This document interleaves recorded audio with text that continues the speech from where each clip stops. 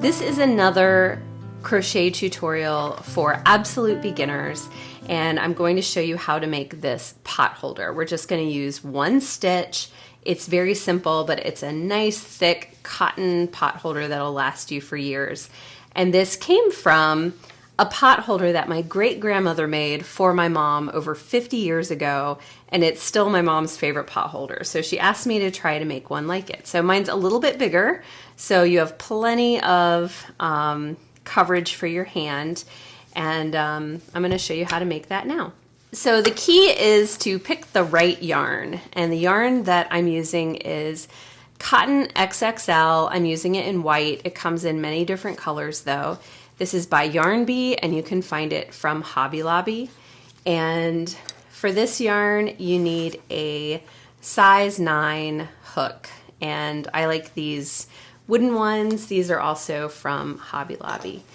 Other things that you're going to need is a tapestry needle or embroidery needle for weaving in the ends, and a little pair of scissors, and also some stitch markers, or you can use safety pins. I like to use these little bulb pins. So I'm going to use a couple of those.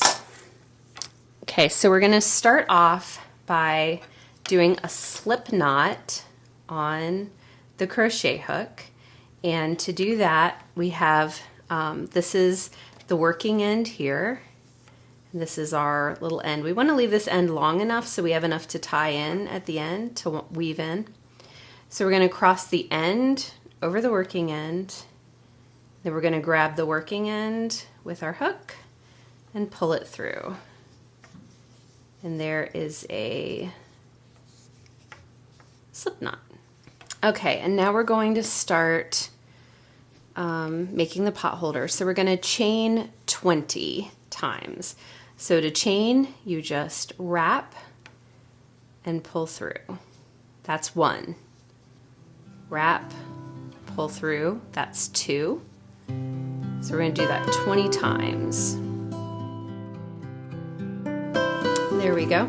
And originally I thought that this might be too big for a pot holder, but it ended up being a great size. So that's what I would recommend doing, chaining 20. So from here, we're going to start doing our single crochet, working into the chain. So we're actually, the 20 is our foundation chain, and we're going to add one more because, and you'll see at the end of each row, we add one chain, and that sort of accounts for the space that you need to kind of work over to the next row. So we've actually done 21 in total. And now we're going to work into not that 21st chain, but into the 20th chain. So we're going to skip one chain, and we're going to do a single crochet. And to do a single crochet, we're just going to insert the hook into this hole right here. Insert the hook. We're going to pull the yarn through. So now we have 2 loops on the crochet hook. And then we're going to wrap with our working yarn called yarn over. And then we're going to pull it through those 2 loops, and that's a single crochet. You want to kind of pull it tightly. We want this to be a nice tight weave since it's a pot holder. So then we're going to find, we just worked into this hole, we're going to find our next hole. We're going to insert the hook, pull the yarn through, wrap the yarn, and pull it through both. So we're going to keep doing that down the row. Whoops, not wrap first. And that'll be, we'll do that single crochet then 20 times. So we're working that into 20 chains. And the nice thing about starting with something like a pot holder, let's say that you do 19 chains instead of 20, or I don't know, you mess up a little bit. Like, that's okay. It's a pot holder. It's not a big deal. If it's a little bit crooked, no problem. The markers that we use, the stitch markers, are going to really help keep it even. So I'm going to finish this row out with 20 single crochets.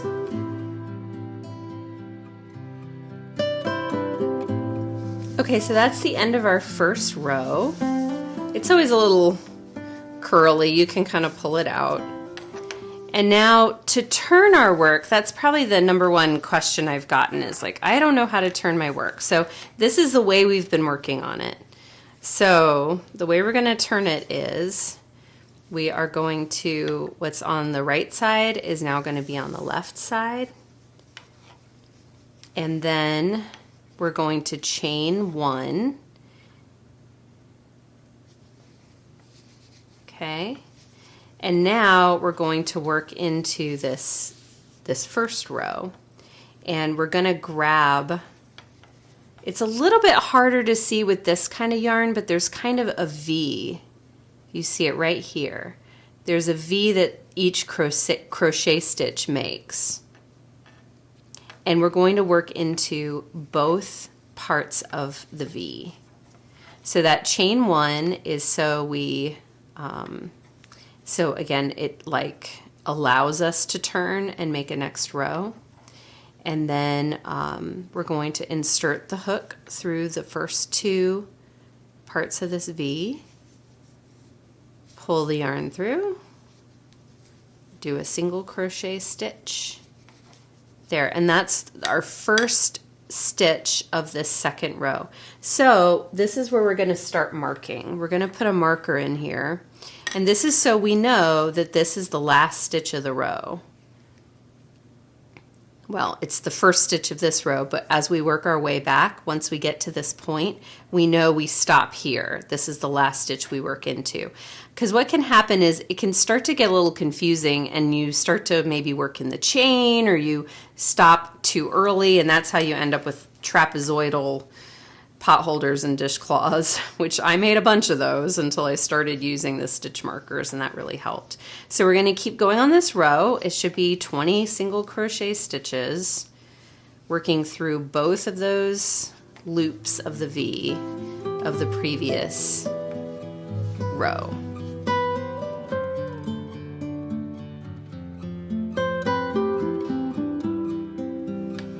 Now, somehow I ended up with this funny little loop. I'm not sure where that came from or what happened, but what I'm going to do is just sort of, instead of starting all over now, I'm just going to kind of work that loop in there. There we go. See? No problem.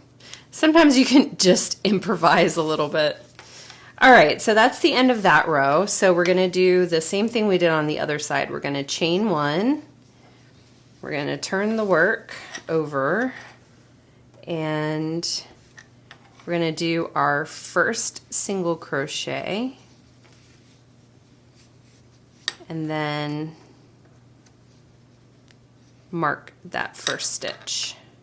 And if some of this is like has you feeling a little bit lost, if you watch my tutorial on making a crochet dishcloth, I show that in just much, much slower, in greater detail, all of that. So we're gonna now continue working these rows, and what happens is, by working back and forth, you kind of end up with these stripes, and it has kind of a cool look, and every time you turn on the ends here, you end up with just a little bit of almost a ruffle. Now you could do a single crochet all the way around if you want that to be nice and straight, but I kind of like the little ruffled edges. So we're going to repeat this, and we're going to do 19 rows. And again, if you lose count of the rows, it's no big deal. Really, you just make it until you kind of like the size of it. That's the big thing. As soon as you're like, this looks like a good sized pot holder, then you can have that be your last row.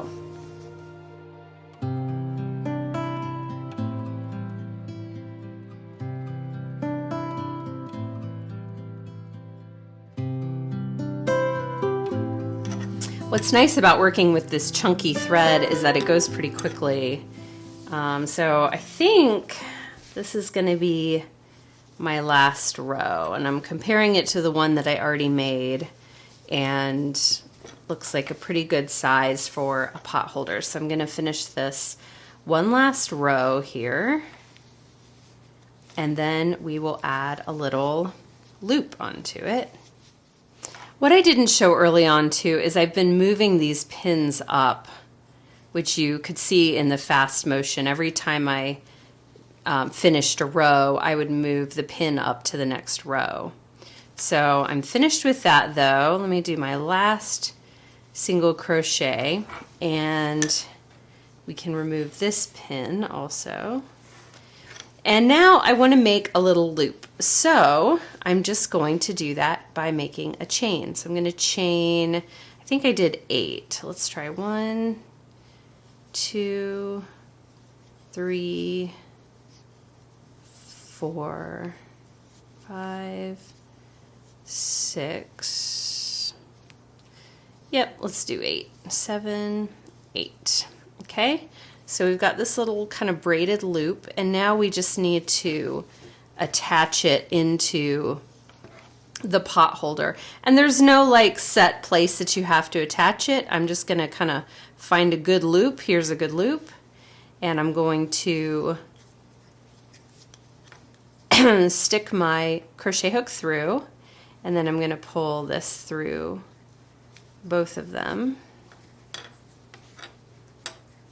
So then we've got a nice nice loop there. And so then what we need to do is trim this end off. And we're going to pull this end through the loop so that we can knot it off. I'm going to knot that nice and tight.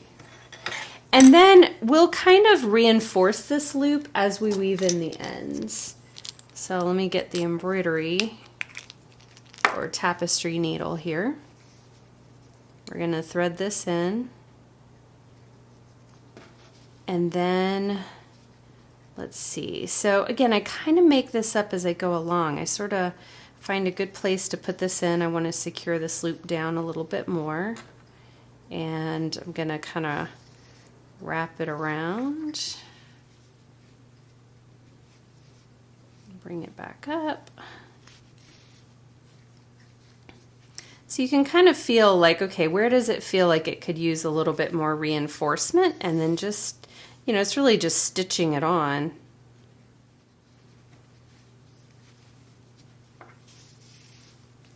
Okay, and now that feels much more secure. It's kind of tucked down better. It's not sticking up in any odd way. So with the rest of this, I'm just going to weave it through, just to kind of secure it. Oops. Like that. So I'll weave it one way and then weave it back through the other way so that the tension kind of, it's kind of like going back and forth on a sewing machine. The tension kind of holds it in place a little bit better. And then I'm just going to find a good spot and kind of tie off a knot.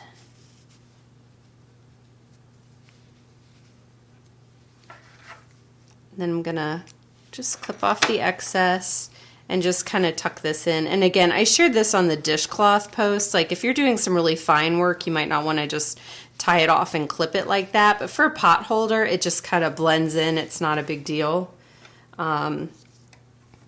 This is not about perfection. This is about getting a few crochet projects under your belt, working on your tension and getting your stitches nice and even, and just having some small victories. I am a big believer in that. So I'm just weaving this through. This is our other end. And again, just, I'm not really, there's no rhyme or reason. I'm just sort of weaving it in to where it looks like a good spot to weave it in. And I'm going to do the same thing. I'm going to go in one direction and then I'm going to go, whoops, I think I just undid the one I did. And then I'm going to go back the other way. And sorry, I'm super nasal today because I have had the flu. I am on the mend, but definitely not 100% yet. And then same deal, I'm just gonna find a spot and kind of, I didn't leave myself very much room to work with here, but I think I can get a knot in. There we go. Just gonna knock that off. And that's why it's better to have a little more than you think you'll need, otherwise, because that needle is so long, you need room for the needle to work. And there we go, we've got a pair of pot holders. And this one, once you get kind of quick at it, this took me about 30 minutes to make. So it's a nice project to do while you're sitting and watching TV, and a great hostess gift, wedding gift, that sort of thing, and a great way to get started with crochet.